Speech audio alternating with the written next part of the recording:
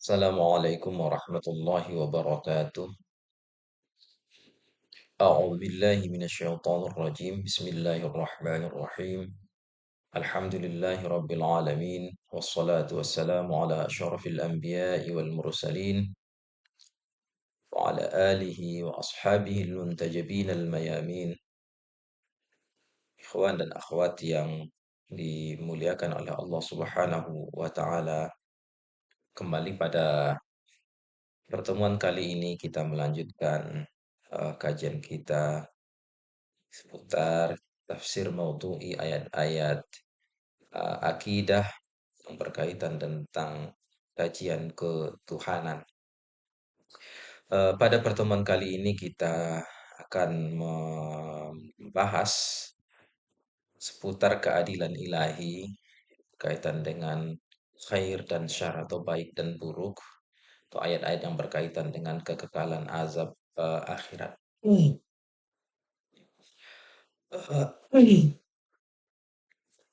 Perlu dipahami bersama bahwa kajian tentang keadilan ilahi ini adalah kajian yang sudah eh, cukup lama sebenarnya, kajian yang terjadi di kalangan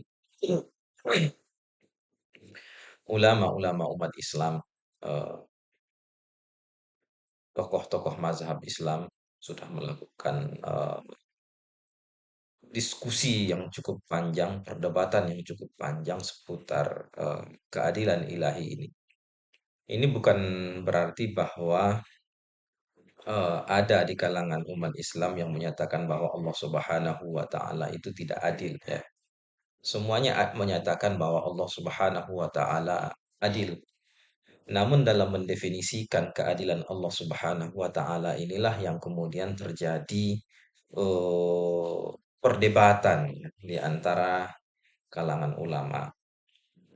Ada yang melihat bahwa Allah Subhanahu wa taala itu adil dengan definisi bahwa apa yang dilakukan oleh Allah Subhanahu wa taala adalah keadilan. Nah, tanpa melihat adanya ukuran tertentu yang dengan itulah kemudian perbuatan Allah Subhanahu wa taala itu ditimbang adil atau tidak. Jadi timbangannya adalah ya perbuatan Allah Subhanahu wa taala itu sendiri. Allah lakukan berarti adil. Itu timbangannya. Apa yang dilakukan Allah Subhanahu wa taala itulah keadilan itu sendiri. Sementara di sisi lain ada golongan kalau yang tadi itu adalah golongan Asy'ariyah, golongan yang kedua adalah Mu'tazilah dan Syiah. Kemudian disebut dengan eh, Adliyah karena mereka menganggap bahwa ada ukuran ataupun barometer untuk keadilan. Jadi yang disebut dengan husnu qubuh akli ya, bahwa akal manusia ini dapat menimbang, dapat melihat mana perbuatan yang adil, mana perbuatan yang tidak adil ya. Walaupun tidak semuanya ya, setidaknya ada tolak ukur secara umum ya, bahwa manusia ini bisa melihat mana perbuatan yang adil, mana perbuatan yang tidak adil. Jadi umpamanya seorang anak yatim memiliki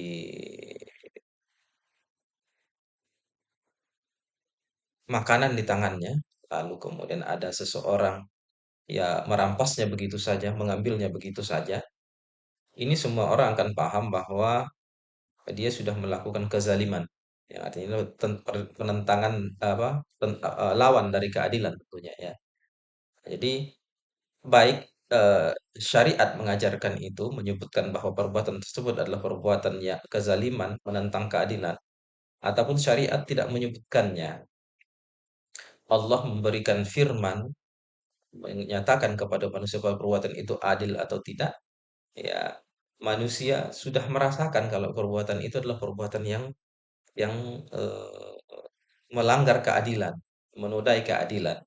Nah, ini menunjukkan bahwa dalam fitrah ataupun dalam diri manusia itu sudah ada kemampuan, walaupun tidak seluruhnya tentunya ya, untuk menentukan perbuatan yang adil ataupun perbuatan yang zalim secara umum. Ini manusia ada kemampuan itu. Jadi ada mi'yar ya, ada milak, ada barometer yang bisa mengukur perbuatan, perbuatan siapapun itu ya. Oleh karena itu, mereka menyatakan Allah Subhanahu wa taala adil berarti karena sesuai dengan barometer-barometer yang sudah ditetapkan tadi. Ya, itu makanya mereka disebut dengan adliyah, ya, mazhab adliyah yang di mana husnu qubhu aqli ya, bahwa baik buruk itu bisa diukur oleh akal. Makanya agama itu juga bisa dipilih misalnya ya karena itu. Karena kalau tidak bisa menentukan mana yang baik dan buruk ya dari awal harus ditetapkan oleh Allah Subhanahu wa taala. Tentu bagaimana lagi kita menilai Allah Subhanahu wa taala ini benar atau tidak, adil atau tidak, yang kemudian konsep tentunya, konsep ketuhanan manakah yang benar atau yang salah ya. Karena kita punya eh, setidaknya husnu kubuh akli ini yang mandiri tadi. Baik, berangkat dari sini ya kita sudah sebutkan tadi bahwa semua mengakui keadilan Allah Subhanahu wa taala. Baik, sebelum kita bahas lebih lanjut, perlu kita definisikan dulu apa makna adil ya. Makna adil ada di sini kita buat tidak tepat, ada makna adil yang tepat. Tentu tepat dengan pembahasan kita ini ya. Karena pembahasan kita adalah Allah Subhanahu wa taala yang Maha Adil. Apa makna Allah Subhanahu wa taala itu Maha Adil? Apakah maknanya itu adalah memberikan hak kepada setiap pemiliknya? Tentu ini kalau dalam kajian kita ini kurang pas. Kenapa? Karena Allah Subhanahu wa taala adalah pemilik segala-galanya sementara yang lain tidak memiliki apa-apa. Jadi tidak ada tuntutan kepada Allah Subhanahu wa taala untuk mengatakan kemudian berikan hak si fulan, berikan hak ini. Allah zalim kalau ketika tidak memberikan hak kepada si anu. Ini tidak ada. Kenapa? Karena pemilik segalanya adalah Allah Subhanahu wa taala. Makanya di sini tidak menemukan maknanya kalau kita sebutkan adil adalah Allah Subhanahu wa taala memberikan hak kepada setiap pemiliknya. Ya, karena tidak ada yang pemilik selain Allah Subhanahu wa taala. Oleh karena itu apa, yang tepat, makna adil yang sedang kita bahas di sini adalah menempatkan segala sesuatu pada tempatnya. Jadi menempatkan segala sesuatu pada tempatnya. Jadi apakah, eee, alam yang diciptakan Allah Subhanahu wa taala ini, semesta ini, itu sudah sesuai, ini sudah menemukan, eee, bentuk terbaiknya atau tidak? Atau ini lari dari, eee, sistem yang semestinya. Jadi inilah makna yang tepat, yaitu menempatkan segala sesuatu pada tempatnya. Apa, makna yang salah lagi yaitu sama ya. Jadi sama itu juga bukan makna adil ya. Jadi kalau sama dibuat semuanya alam ini semuanya manusia, itu apakah keadilan?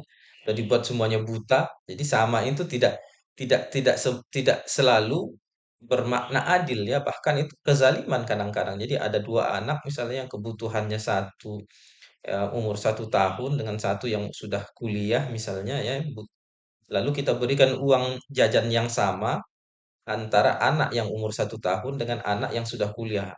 Sama ya, kalau ini kita definisikan adil adalah sama, oh tentu saja ini melanggar keadilan itu sendiri ya, melanggar keadilan itu sendiri. Yang sana kebutuhannya mungkin ratusan ribu, yang di sini kebutuhannya ya dengan 10.000 ya, kalau yang jajan itu sudah cukup. Jadi ini kebutuhan yang berbeda. Jadi sama ataupun eh, musawah ya, ini bukanlah definisi dari keadilan. Jadi keadilan yang ingin kita sebutkan ataupun kita bahas di kajian kini adalah menempatkan segala sesuatu pada tempatnya. Apakah Allah Subhanahu wa taala sudah menempatkan segala sesuatu pada tempatnya? Jadi tidak mungkin diubah lagi. Jadi semesta ini begitu diciptakan Allah Subhanahu wa taala, ini adalah sistem terbaik. adalah sistem yang paling tepat. Tidak mungkin lagi sistem ini diubah. Allah Subhanahu wa taala sudah menempatkan segala sesuatu sesuai dengan tempatnya, sehingga terciptalah sistem yang sedang kita, alami saat ini.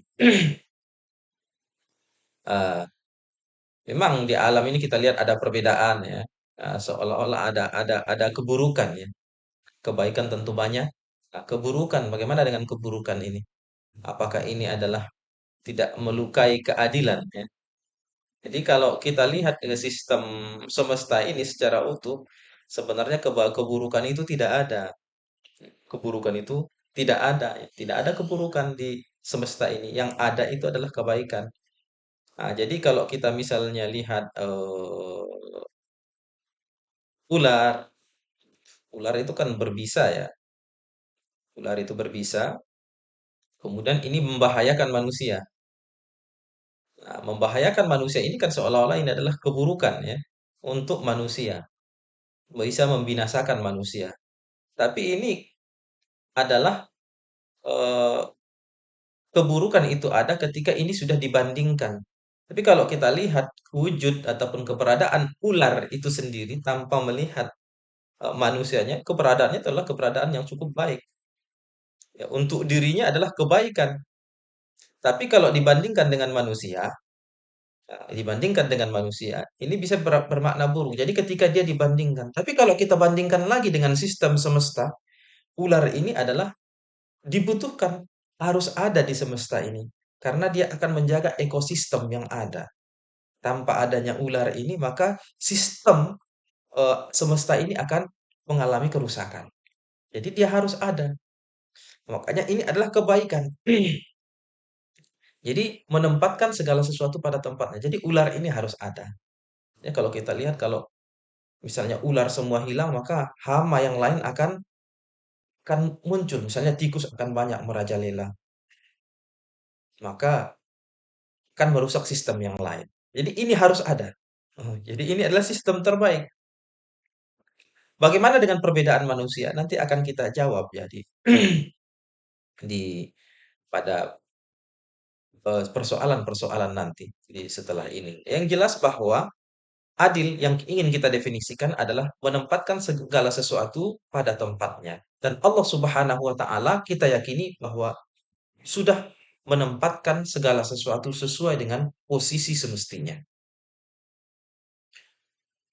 Eh, ini adalah pertanyaan ya yang berkaitan dengan keadilan itu. Mengapa semua makhluk tidak diciptakan seragam? Sama saja semuanya.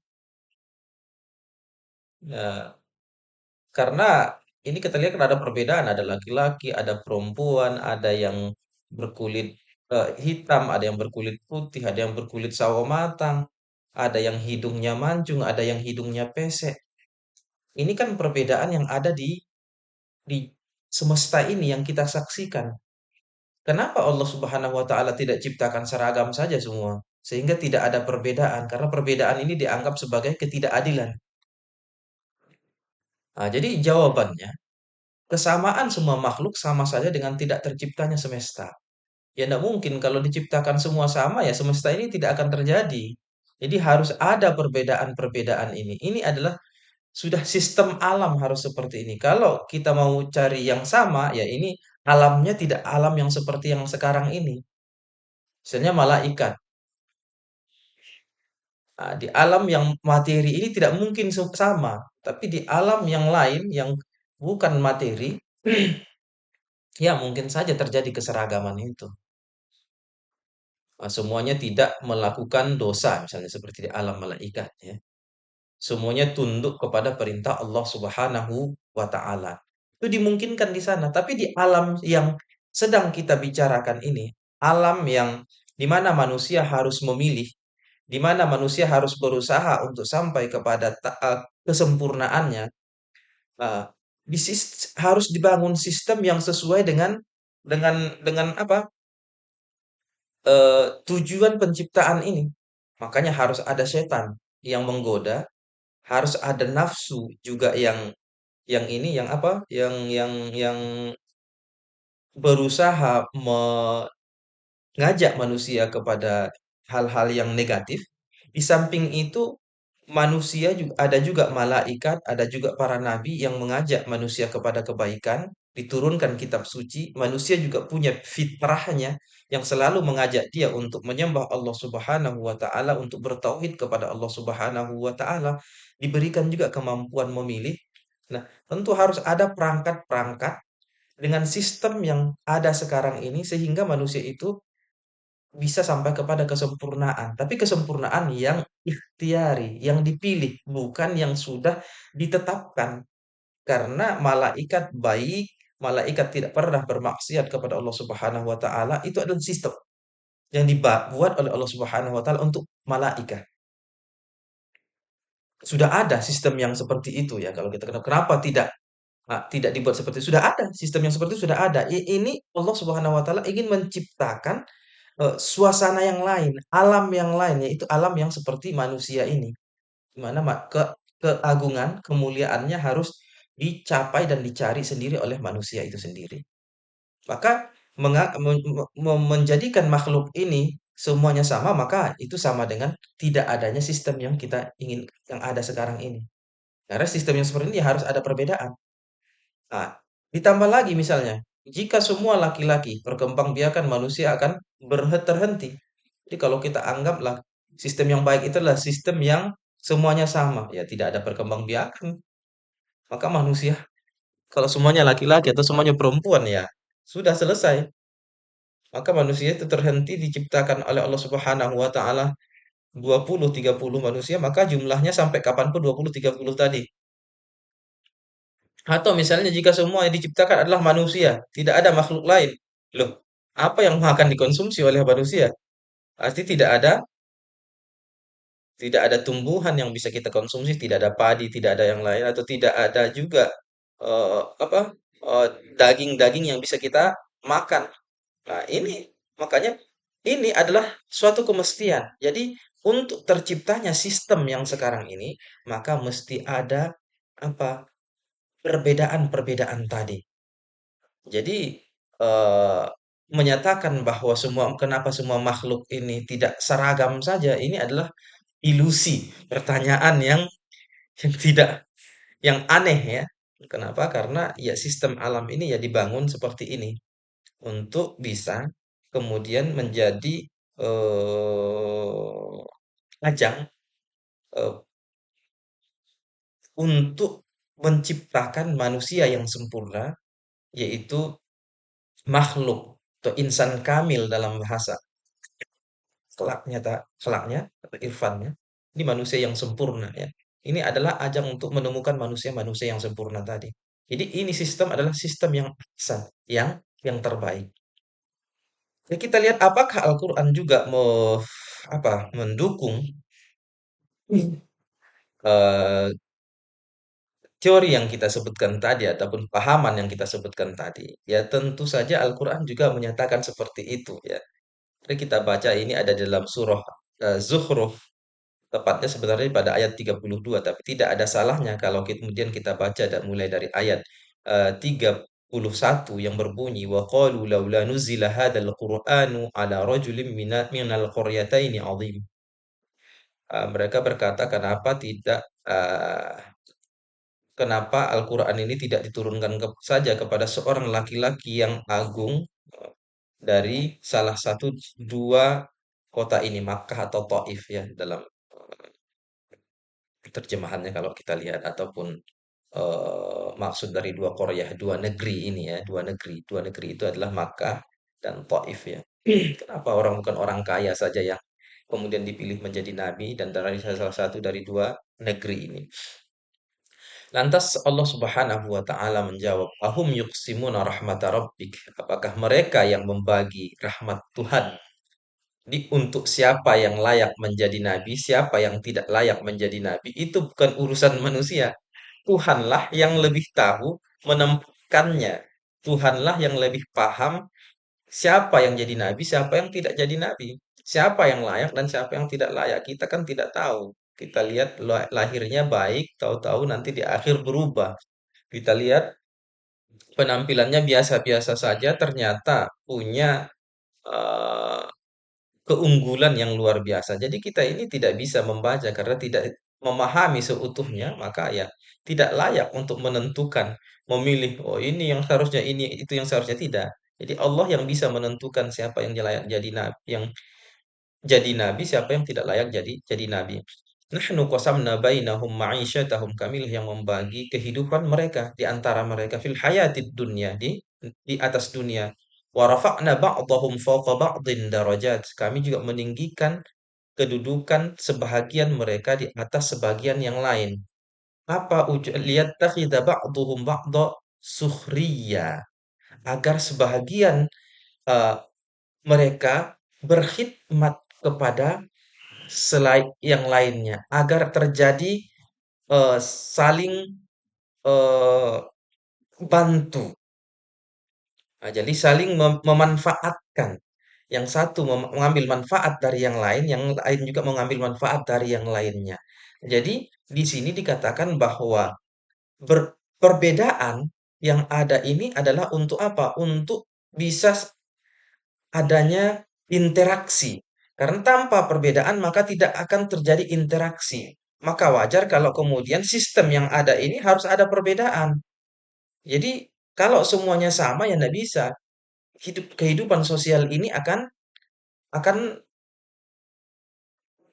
hilang dengan sendirinya. Maka kemestian dari sistem ini ya adanya perbedaan. Jadi kehidupan sosial ini tercipta karena ada perbedaan tadi. Si A ada kebutuhan dengan si B ada kebutuhan dengan si C ada kebutuhan dengan si A ada kebutuhan dengan si B. Nah, ini adalah sistem yang dibangun sehingga ada interaksi antar manusia. Kalau perbedaan ini tidak ada, semuanya sama, ya itu hilang tadi. Bukan tidak ada keluarga, tidak ada eh, pekerjaan, dan tidak ada semua kalau ini sama. Jadi sistem ini memaksa kita untuk seperti ini. Tidak bisa sistem yang lain yang kita ciptakan ya. Tidak bisa kita jadikan semuanya harus sama, tidak. Perbedaan harus ada.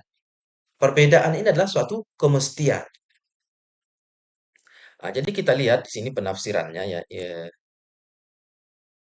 fa inna wujudat tafawud ini ada di dalam tafsir Al-Amthal fi tafsiri Kitabillahil Munazzal ya. Nah, yang ditulis oleh Syekh Makarim Asy-Syirazi.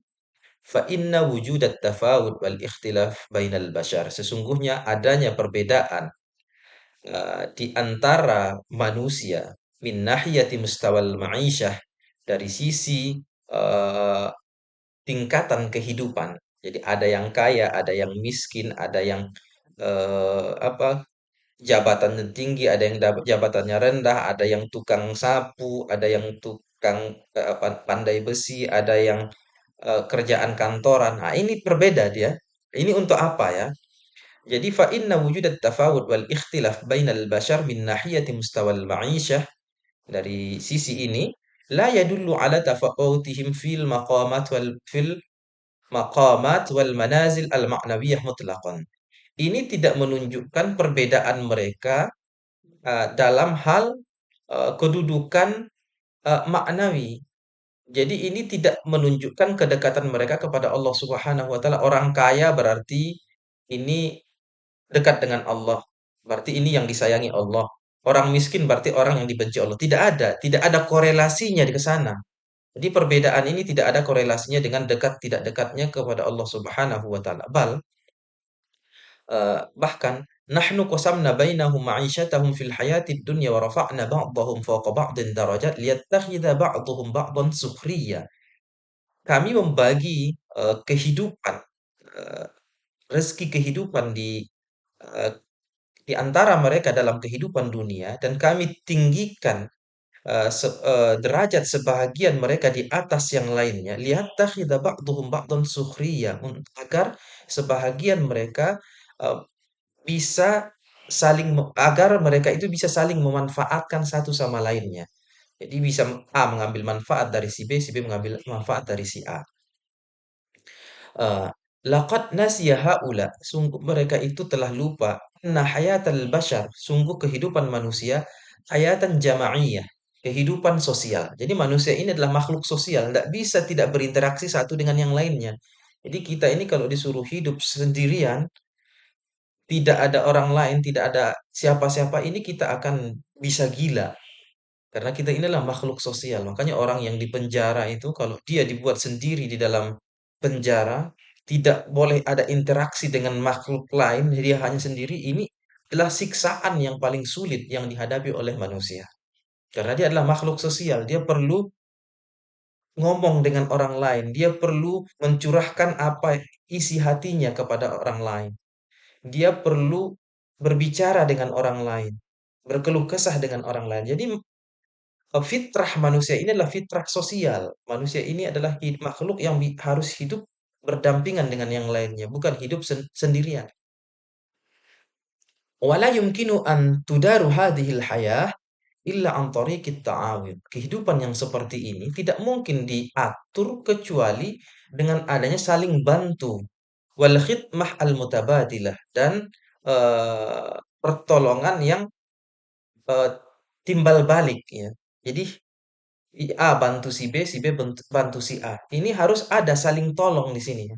Jadi orang kaya dia butuh pekerja untuk melakukan pekerjaan-pekerjaannya, dengan orang yang kita anggap miskin ini juga butuh uang yang akan nantinya diberikan oleh si kaya.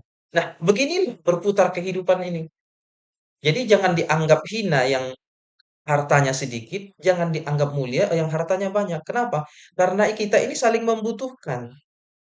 Jadi dia jangan dianggap itu sebagai kemuliaan kaya, miskin sebagai sebagai kehinaan, tidak. Ini adalah sistem yang dibangun Allah yang kemudian sistem ini agar bisa saling eh, melengkapi. Kita ini sama-sama punya kebutuhan. Orang kaya itu tidak bisa hidup tanpa orang miskin.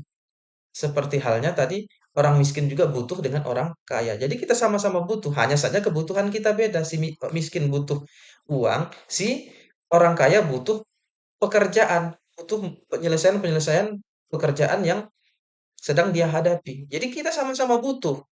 Jadi sama-sama miskin ini sebenarnya. Cuman definisi miskin ini saja yang sedang kita ubah. Yang satu definisi miskinnya adalah tidak punya uang.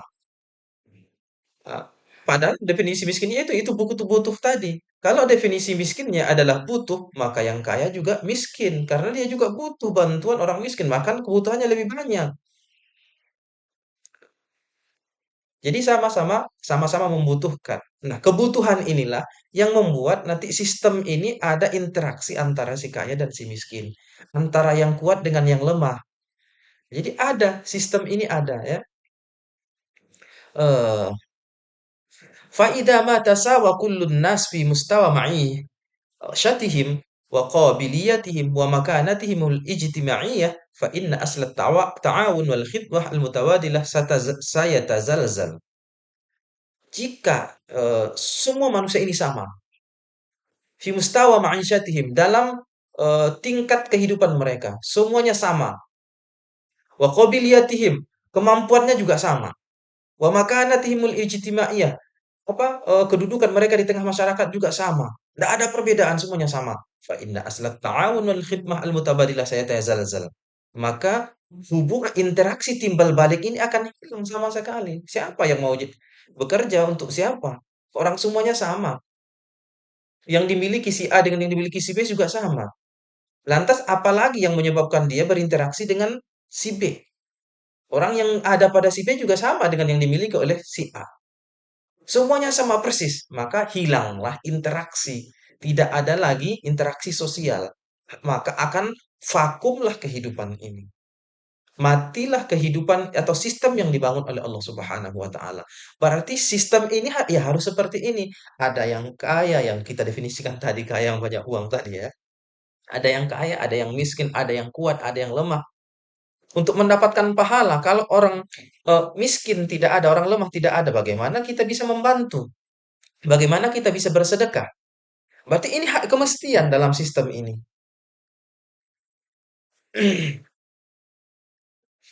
Makanya yang kaya harus membantu yang miskin. Yang miskin harus, yang kaya harus bersyukur. Yang miskin harus bersabar. Nah, jadi Ada semua ya. Jadi untuk sampai kepada kemuliaan itu sistem ini sudah membuat jalannya ya. Ada lewat bahagia lewat jalur sabar, ada yang bahagia nantinya lewat jalur bersyukur. Nah, inilah sistem yang dibangun oleh Allah Subhanahu wa taala. Binaan ala hadza, dasarkan konsep ini, bagi alla yakhdu'uhum hadat tafawud. Kita tidak boleh tertipu dengan perbedaan yang ada ini. Wa yadhunnu annahu mi'yarul qiyam al-insaniyah. Dan sehingga mereka menyangka bahwa kaya inilah yang menjadi harga kemanusiaan. Jadi kaya berarti mulia, kuat berarti mulia. Sedangkan kalau lemah berarti hina, miskin tidak punya apa-apa berarti hina. Ah, jangan dianggap seperti itu. Wa rahmatu rabbika khairum mimma yajma'un. Rahmat Tuhanmu itu lebih baik dari apa yang mereka kumpulkan. Bal inna kullal maqamat was sarawat la ta'dilu janaha ba'udah fi muqabili rahmatillah wal qurbi ila min. Kan sesungguhnya semua kedudukan-kedudukan dan kekayaan yang kita anggap kemuliaan tadi itu belum sebanding dengan eh, sayap lalat dibandingkan dengan jika ditimbang dengan rahmat Allah Subhanahu wa taala dan kedekatan dari Allah Subhanahu wa taala. Jadi sangat jauh. Jadi bandingan yang dimiliki oleh manusia ini kalau dibandingkan dengan rahmat Allah Subhanahu wa taala, kedekatan dengan Allah Subhanahu wa taala itu tidak seberat seberat sayap lalat pun belum ada. Nah, jadi qiyam ataupun mi'yar harga Qimah ya, mi'yar harga ataupun barometer berharga tidak berharga di sisi Allah Subhanahu wa taala adalah yaitu kedekatan dengan Allah Subhanahu wa taala yang oleh Al-Qur'an disebut taqwa. Jadi perbedaan itulah kemestian. Jadi jangan dianggap karena berbeda oh berarti Allah Subhanahu wa taala tidak adil ya. Adil, kenapa tidak adil? Justru disitulah ya sistem ini harus seperti itu. Sistem ini harus harus seperti itu. Tidak bisa tidak ada perbedaan ini ya. Inilah, ayat ini menyatakan bahwa perbedaan ini, tujuannya untuk apa. Jadi, inilah justru keadilan Allah Subhanahu wa taala segala sesuatu ditempatkan pada tempatnya. Kemudian berikutnya, kesulitan, bencana, penyakit, dan hubungannya dengan keadilan ilahi. Oh, ini semua alam ini kan ada kesulitan, ada bencana, ada penyakit. Loh, bagaimana ini? Apakah Allah Subhanahu wa taala adil? Ini ada semua bencana ya, kita melihat kesulitan, penyakit. Penyakit yang luar biasa kalau kita lihat. Lah bagaimana hubungannya dengan keadilan ilahi? Nah, jadi kita lihat bencana alam merupakan keharusan adanya interaksi dan campur tangan faktor material. Nah, jadi bencananya itu harus ada karena sistem alam ini ya seperti itu sudah. Nah, kalau kita ingin alam yang tidak ada bencananya ya harus alam yang bukan materi. Materi ini ya ada gesekan, tidak bisa tidak ya. Dan karena namun kebaikannya masih lebih banyak daripada Eee, keburukannya kalau itu agak keburukannya itu juga tadi nisbi ya. Nisbi maksudnya itu jika dibandingkan atau disandingkan dengan yang lainnya. Itu misalnya bencana, runtuhnya gunung misalnya ya, atau longsor misalnya, atau Gunung Merapi misalnya, itu kalau pada dirinya itu adalah suatu kebaikan. Itu adalah suatu kebaikan. Tapi kalau kita lihat bandingkan dengan orang, masyarakat misalnya yang, eee, tertimpa longsor ya, itu adalah keburukan.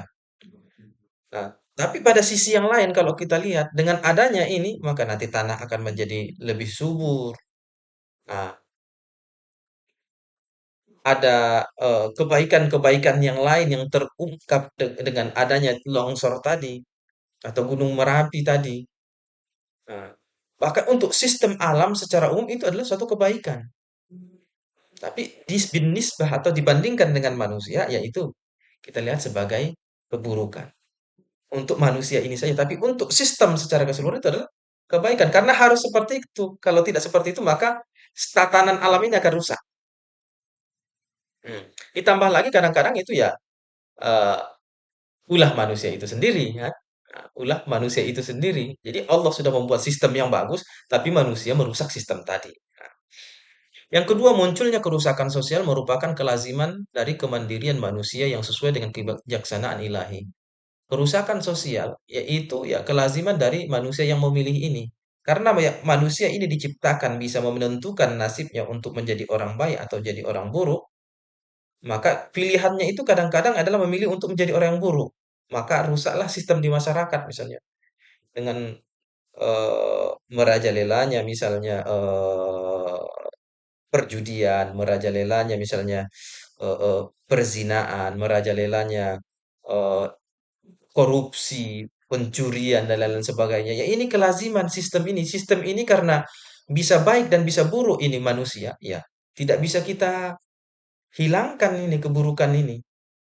Kalau masih bentuknya dunia yang seperti ini, kecuali diciptakan sistem yang seperti dunia malaikat. Nah, kalau dunia malaikat ya memang semuanya akan baik. Tapi kalau selama masih dunia yang kita ingin yang ada adalah dunia yang mengantarkan manusia kepada kemuliaan melalui usahanya sendiri, maka sistemnya ya seperti ini. Ini adalah suatu uh, keburukan tabai namanya ya, dari kebaikan yang begitu banyak ya. Eh, dan pada saat yang sama kalau kita lihat maslahat kehidupan sosial lebih banyak dari kerusakannya. Jadi maslahatnya masih lebih banyak ya, walaupun banyak kerusakan yang kita lihat, tapi kebaikannya masih lebih banyak. Kenapa? Jika tidak, maka tidak akan ada lagi manusia yang tersisa di dunia ini. Kalau keburukannya sudah lebih banyak, pasti alam ini akan sudah menemukan kepunahannya ya. Maka dunia ini akan sudah hilang kalau keburukannya sudah lebih banyak. Tapi ini menunjuk dunia ini masih ada, masih eksis, itu menunjukkan bahwa sistem ini masih terbaik, yang ada ini masih yang terbaik. Ini yang pertama ya.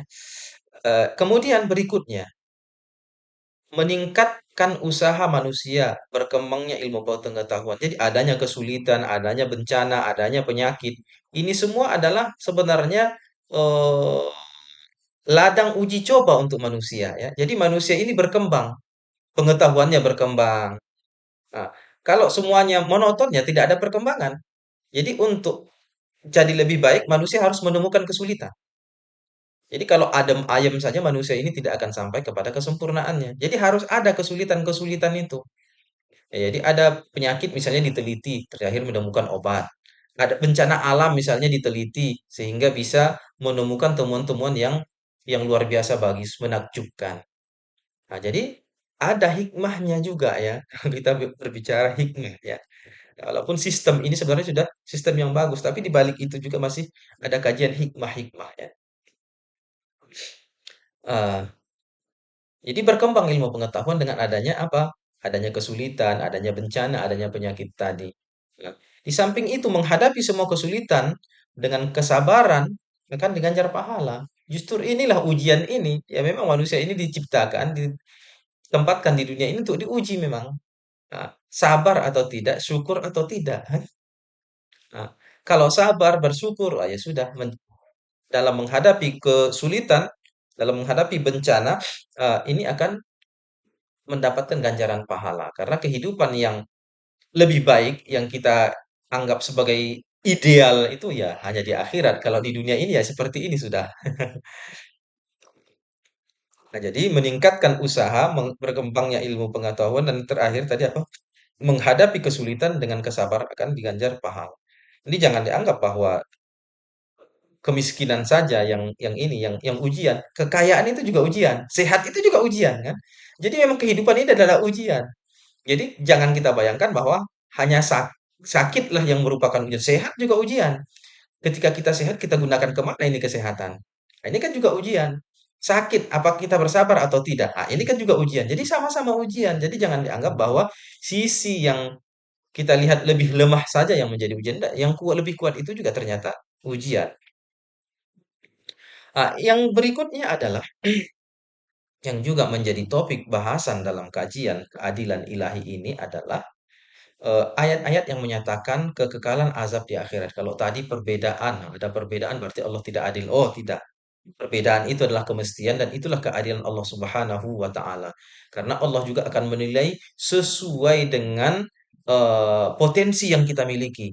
Jadi semuanya tidak akan dinilai sama ya. Jadi yang potensinya 100 akan dinilai dengan 100 ujian, yang potensinya 80 akan dinilai dengan 80 ujian.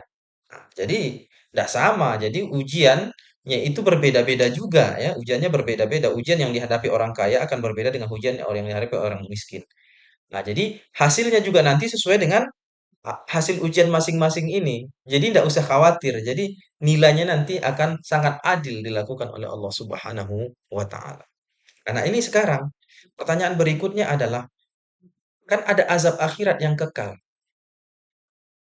Ini melakukannya sangat sebentar di dunia ini, anggaplah 70, 80, 100 tahun, tapi kemudian disiksa dengan abadal abidin selamanya, tidak pernah berhenti, masuk neraka tidak keluar lagi. Ada siksaan yang seperti itu. Jadi apakah sepadan eh, kejahatan yang dilakukan sebentar, yang hanya dilakukan dalam seumur hidup dunia, anggaplah 100 tahun, kemudian harus disiksa dengan siksaan selama-lamanya, tidak ada akhirnya. Apakah ini keadilan atau tidak? Ini yang jadi pertanyaan.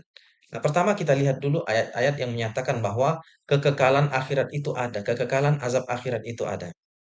Pertama di surah Al-Baqarah ayat 161 dan ayat 162. Innal ladzina kafaru wa matu wa hum kuffar. Sungguhnya orang-orang yang kafir dan mati dalam keadaan kafir, ulaika alaihim laknatullah. Mereka itu mendapat laknat dari Allah wal malaikah dan malaikah wan nasi ajma'in dan dari manusia seluruhnya.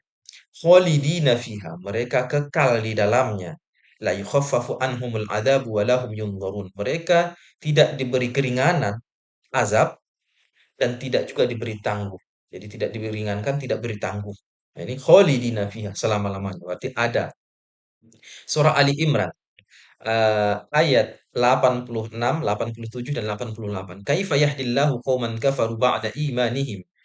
Bagaimana Allah menunjuki satu kaum yang kafir setelah mereka beriman sebelumnya. Wa syahidu anna rasul haq. Dan mereka menyaksikan bahwa Rasul itu juga ada dalam kebenaran. Waja'ahum bil bayyinat, datang kepada mereka dengan penjelasan-penjelasan yang nyata atau dengan mukjizat-mukjizat. Wallahu la yahdil qaumadh dhalimin. Allah tidak menunjuki kaum yang zalim. Ulaika jazaohum. Balasan mereka adalah anna alaihim laknatullah. Mereka diberikan laknat Allah. Wal malaikati wan nasi ajma'in. Seperti ayat yang di sebelumnya ya. Laknat Allah, laknat malaikat, dan laknat manusia semuanya. Khalidina fiha. Mereka kekal di dalamnya. La yukhaffafu anhumul adab wa lahum yunzurun. Sama dengan bunyi ayat di atas. Kemudian di dalam surah Az-Zumar ayat 71 72. Wasiqal ladzina kafaru ila jahannama zumara hatta idza ja'uha futihat abwabuha wa qala lahum khazanatuha alam ya'tikum rusulun minkum. Apakah tidak datang kepada kalian rasul dari kalangan kalian yatlu alaikum ayati rabbikum, yang membacakan ayat-ayat Tuhan kalian, wa yundzirunakum liqa'a yaumikum hadza, dan memberi peringatan kepada kalian tentang eh, pertemuan pada hari ini. Qalu bala, mereka mengatakan, ya Rasul sudah datang memberi peringatan kepada kami tentang adanya hari saat ini. Walakin haqqat kalimatul adabi 'alal kafirin. Kan tetapi sudah hak azab terhadap kaum-kaum yang kafir. Qila udkhulu abwaaba jahannam, masuklah kalian dari pintu-pintu jahanam, khalidina fiha. Mereka kekal di dalamnya. Fabi'sa mathwal mutakabbirin. Alangkah buruknya tempat kembali orang-orang yang kabur. Nah, jadi ini ayat ini menggambarkan bahwa di akhirat itu nanti ada azab yang kekal. Tentu bukan untuk semua pendosa ini kekal ini, karena ada juga yang masuk neraka kemudian dibersihkan di neraka, masuk ke surga ya, keluar dari neraka masuk surga. Tapi ada juga golongan yang kekal di dalam neraka selama-lamanya di dalam neraka seperti ini. Inilah jadi mati dalam keadaan kafir kalau di sini ya. Mati dalam keadaan kafir. Atau mereka yang pertama beriman kemudian kafir, yang murtad. Ini juga kekal di dalam neraka ya. Ke orang yang datang Rasul kepada mereka, kemudian beri peringatan, baca ayat, tapi ini semuanya ditolak. Nah, ini orang kafir yang seperti ini, nah ini juga kekal di dalam neraka. Jadi ada golongan, nah siapa itu nanti lain ceritanya. Yang jelas ada golongan menurut ayat Al-Quran di mana mereka itu akan kekal nanti di neraka. Nah, pertanyaannya apakah dengan eh, kekafiran yang sebentar yang mereka lakukan di dunia, anggaplah 80 tahun, 100 tahun, sepadan dengan siksa yang abadi. Di mana keadilan Allah? Ah, ini pertanyaannya kan, apakah Allah adil dengan melakukan ini? Nah, jawabannya Allah itu maha adil. Nah, kita akan jawab. Yang pertama, pilihan manusia sendiri. Kan Allah sudah mengatakan bahwa kalau kamu begini, begini, begini, begini, kamu akan masuk neraka selamanya kekal di sana. Ya manusia sendiri dia pilih neraka. Kalau dia pilih neraka, kenapa kita salahkan Tuhan? Ya Allah sudah bilang, ini adalah ganjarannya seperti ini. Ini hubungan perbuatan yang seperti ini adalah seperti ini. Silahkan Anda mau milih. Nah, manusianya milih. Terus kemudian kita tuntut, loh kenapa Allah saya melakukan sebentar, terus saya disiksa lama begini? Ya, itu tidak. Ini lagi kan kamu sendiri yang pilih. Kenapa pilih itu, kan? Allah mengirim rasulnya, mengutus para nabinya, menjelaskan segalanya. Kecuali kalau tidak diutus nabi, tidak dijelaskan ya. Jadi ada kaum yang memang tidak sampai penjelasan itu. Ya, ini tidak layak mendapatkan siksa yang abadi. Nah, ini ceritanya sudah paham, sudah tahu kalau itu benar, tidak menerima kebenaran itu. Menolak kebenaran itu berarti pilihannya kan untuk masuk neraka. Nah, kalau sudah milih sendiri ya salah sendiri kan. Jangan kemudian Allah yang disalahkan. Kan Allah memberikan inilah kebahagiaan yang abadi, ini kebahagiaan yang ini yang kesengsaraan yang abadi. Terus dia milih kesengsaraan yang abadi, kemudian yang disalahkan Allah. Ya tidak. Itu yang pertama. Jadi jangan bebankan pilihan Anda itu kepada ketidakadilan Allah Subhanahu wa taala. Allah Subhanahu wa taala Maha Adil. Allah berikan pilihan yang enak, yang nyaman kok. Kenapa memilih yang risikonya tinggi, siksa seabadi?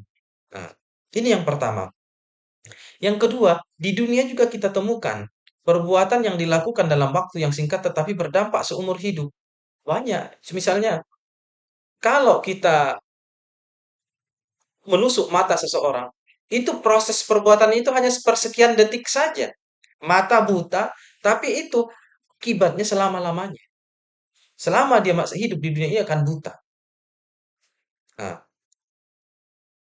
ini juga menunjukkan bahwa apa? Menunjukkan bahwa tidak hanya sistem akhirat yang seperti itu, di sistem di dunia ini pun ada yang seperti itu. Jadi ada kesalahan-kesalahan yang jika kita lakukan di dunia ini maka akibatnya itu akan kita tanggung selama kita ada di dunia. Yang di akhirat juga seperti itu. Selama akhirat itu ada yang ternyata akhirat itu adalah abadi, maka Anda akan seperti itulah di sana. Jadi jangan hanya kalau mau usalahkan jangan hanya sistem yang di sana, sistem yang di sini juga. Ya, inilah sistem yang dibangun oleh Allah Subhanahu wa taala dan ada pilihannya. Jadi ada pilihannya. Jadi pertama itu adalah pilihan manusia, yang kedua sistem yang seperti ini tidak hanya sistem akhirat. Sistem di dunia juga ada kita menemukan sebagian yang seperti itu. Oleh karena itu pilihan kita yang harus kita perbaiki. Kalau tidak ya ini tidak ada hubungannya dengan adil tidak adil. Allah Subhanahu wa taala sudah sangat-sangat adil. Kalau Allah paksa misalnya dia menjadi mukmin, yang golongan yang lain dipaksa jadi kafir, yang kafir kemudian ditempatkan di neraka selama-lamanya, ini ya ketidakadilan. Tapi ini kan bukan seperti itu, pilihan kita sendiri. Maka yang harus dipertanyakan, kenapa saya pilih itu? Kenapa saya bukan pilih yang kebahagiaan yang abadi?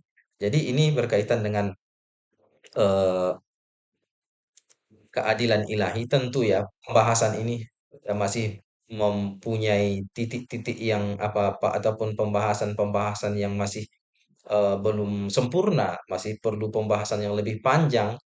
Nah, tapi ini untuk eh, pertemuan yang singkat ataupun di dalam video yang seperti ini, tentu semuanya sisi dari pembahasan keadilan ilahi ini tidak bisa kita bahas ya. Baik untuk pertemuan kali ini kita cukupkan sekian. Walhamdulillahi rabbil alamin. Allahumma salli ala Muhammad wa ali Muhammad. Assalamualaikum warahmatullahi wabarakatuh.